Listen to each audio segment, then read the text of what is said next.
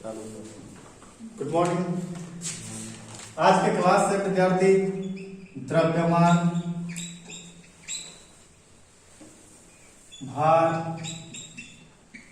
एवं घनत्व, अंग्रेजी में इसको मास, wait and density, mass, wait and density क्या है, आज इस पर चर्चा होगा इस क्लास में। ठीक है, सबसे पहले टॉपिक है द्रव्यमान।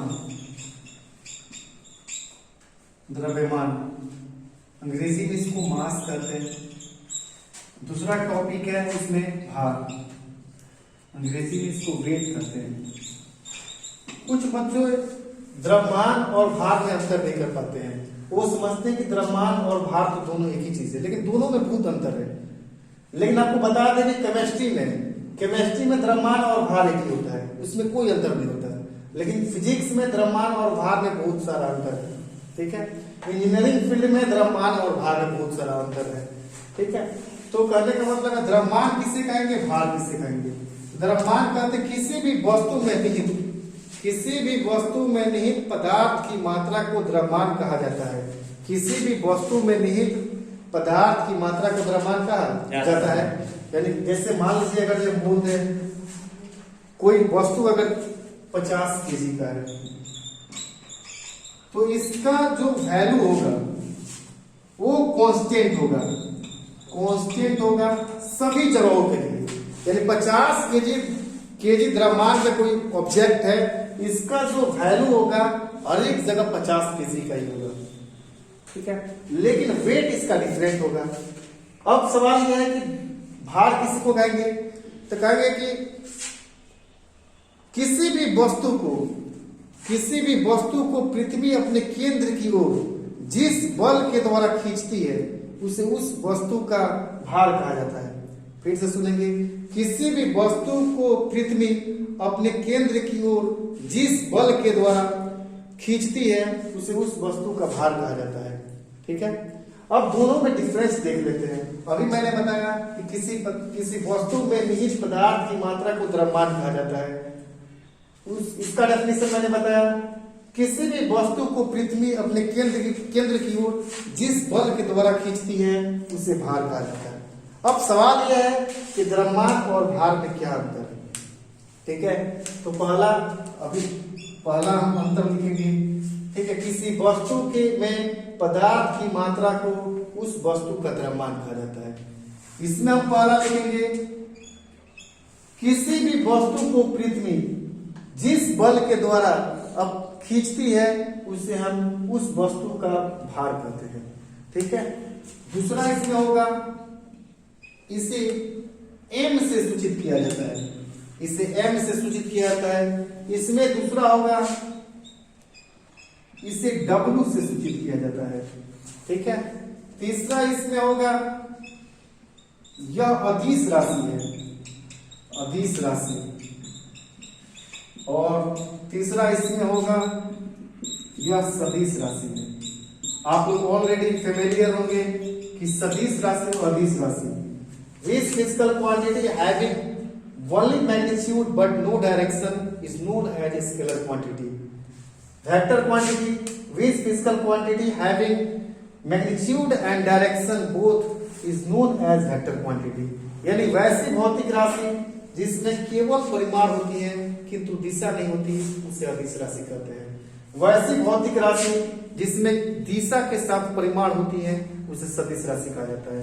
ठीक है, अब यहां पर देखिए 4 नंबर पॉइंट होगा, इसका एसआई मात्रक। अभी द्रव्यमान का एसआई मात्रक जो है किलोग्राम, एसआई मात्रक, इसका एसआई मात्रक किलोग्राम केजी होता है। ठीक है, इसका एसआई मात्रक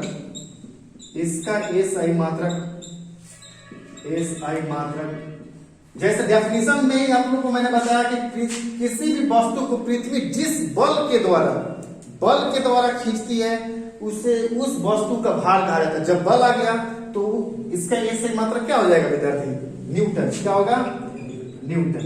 तो इसका ए से मात्रक न्यूटन होता है। ठीक है, नेक्स्ट पॉइंट डिफरेंस देखेंगे। हम जानते हैं F बराबर होता है m इंटू ए, F बराबर m इंटू ए। तो यहाँ 5 नंबर हम जानते हैं A बराबर होता है m इंटू ए। ठीक है, तो m बराबर ये गुणा में है, इधर आएगा तो भाग में, m बराबर हो जाएगा f बाई ए। ठीक है, यहाँ पे हम जानते हैं W बराबर होता है mg, W बराबर mg, तो यहाँ पे हो जाएगा।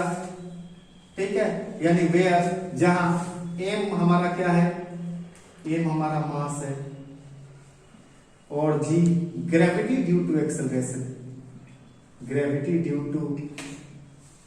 To acceleration. उम्मीद है कि आप लोग द्रव्यमान और भार में अंतर जान पाएंगे, इसको नोट कर लीजिए। नेक्स्ट है घनत्व।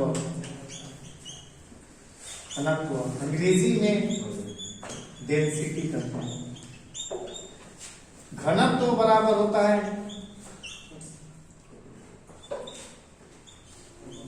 द्रव्यमान बट्टा आयतन। ध्यान दीजिएगा, आयतन नीचे है, द्रव्यमान ऊपर है। सीधे कहेंगे प्रति एकांक आयतन में, प्रति एकांक आयतन में जो द्रव्यमान होता है उसे उस पदार्थ का घनत्व कहा जाता है। प्रति एकांक आयतन में जो पदार्थ का द्रव्यमान निहित होता है, पाया जाता है, उसे घनत्व कहा जाता है। D बराबर मास बट्टा वॉल्यूम, D बराबर मास बट्टा वॉल्यूम। अगर इसका बात किया जाए मात्रक, घनत्व का मात्रक, घनत्व का मात्रक, घनत्व का मात्रक, unit of density, unit of density. एक नंबर में एफपीएस सिस्टम में, एफपीएस सिस्टम में बात किया जाए तो इस घनत्व का मात्रक हो जाएगा पौंड पर फुट क्यूब। 2 नंबर में सीजीएस सिस्टम के बारे में बात किया जाए तो इसका मात्रक हो जाएगा ग्राम प्रति centimetre cube, centimetre cube. 3 number में अगर एमकेएस मात्रक, जिसको इंटरनेशनल सिस्टम ऑफ यूनिट भी कहते हैं या develop form of MKS system भी कहते हैं। ठीक है, यानी अगर जो एसआई के बारे में, एसआई सिस्टम के बारे में कहा जाए तो इसका मात्रक हो जाएगा किलोग्राम, किलोग्राम, किलोग्राम प्रति मीटर क्यूब, मीटर क्यूब। यानी अभी मैंने कहा कि प्रति एकांक आयतन में जो द्रव्यमान पाई जाती है, निहित होती है, उसे उस वस्तु का घनत्व कहा जाता है। D बराबर होता है मास बट्टा वॉल्यूम। घनत्व का मात्रक एपीएस में पौंड प्रति फुट क्यूब, ग्राम प्रति सेंटीमीटर क्यूब, किलोग्राम प्रति मीटर क्यूब इन एसआई में। ठीक है, नोट करें इसको। नेक्स्ट है अपेक्षिक घनत्व, अपेक्षिक घनत्व, अपेक्षिक घनत्व, रिलेटिव डेंसिटी, रिलेटिव डेंसिटी, यानी इसको शॉर्ट में आरडी भी कहते हैं। आरडी बराबर होता है पदार्थ का घनत्व, पदार्थ का घनत्व डिवाइडेड बाय 4 डिग्री सेल्सियस पर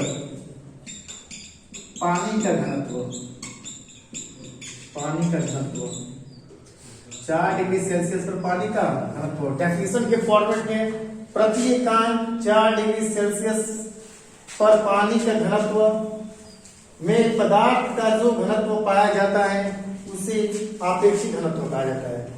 प्रति एकांक पानी 4 डिग्री सेल्सियस पर पानी का घनत्व में पदार्थ का जो घनत्व पाया जाता है उसे अपेक्षित घनत्व कहा जाता है। ठीक है, शुद्ध जल का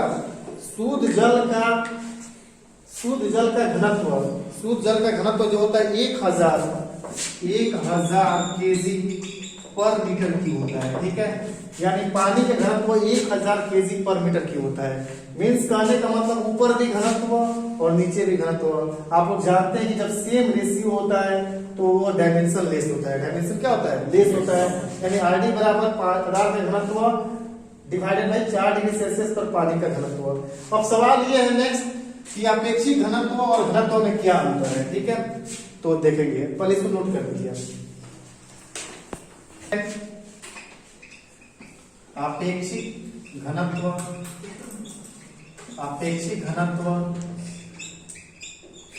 एवं घनत्व में अंतर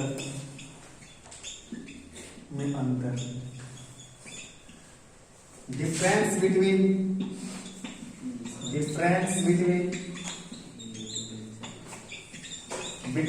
रिलेटिव डेंसिटी एंड डेंसिटी। अभी मैंने आपको डिफिनेशन के फॉर्मेट में भी आपको बताया था कि RD इक्वल टू पदार्थ का घनत्व डिवाइडेड बाय 4 डिग्री सेल्सियस पर पानी का घनत्व। अभी मैंने आपको बताया था, यानी प्रति एकांक 4 डिग्री सेल्सियस पर पानी के घनत्व में जो पदार्थ का घनत्व पाया जाता है उसे हम रिलेटिव डेंसिटी, हिंदी में अपेक्षित घनत्व कहते हैं। ठीक है, ऊपर भी घनत्व और नीचे भी घनत्व, दोनों घनत्व है, मतलब दोनों रेशियो में है और सेम रेशियो का जो फॉर्मूला होता है वो डायमेंशन लेस होता है, बीमा रहित होता है। ठीक है, दूसरा बात यहाँ पे घनत्व के बारे में देखा जाए, घनत्व के बारे में तो घनत्व बराबर द्रव्यमान बट्टा आयतन। इसका डेफिनेशन मैंने अभी बताया था इसके पहले कि प्रति एकांक आयतन में जो द्रव्यमान पाई जाती है उसे उस पदार्थ का घनत्व कहा जाता है। अब यहाँ पे देखिए 4 डिग्री सेल्सियस पर पानी का घनत्व, यानी पानी का घनत्व 1000 केजी प्रति मीटर क्यूब होता है। यानी जो 1000 केजी प्रति मीटर क्यूब है ये कांस्टेंट वैल्यू है। यानी अपेक्षित घनत्व में पानी का घनत्व जो है वो फिक्स रहता है, कांस्टेंट रहता है, लेकिन यहाँ पे घनत्व में आयतन जो है वो वेरिएबल रहता है। यहाँ पे हर एक पदार्थ का आयतन डिफरेंस हो सकता है, लेकिन अपेक्षित घनत्व में पानी का जो घनत्व रहेगा 4 डिग्री सेल्सियस पानी का घनत्व होगा वो 1000 केजी प्रति मीटर की होगा। यह मीन्स कहने का मतलब है कि अपेक्षित घनत्व का कोई बीमा नहीं होता, कोई बीमा नहीं होता, इसका बीमा होता है। इसका क्या होता है? बीमा होता है। पास में रहना, यानी नंबर का कोई बीमा नहीं होता। नोट कर लीजिए।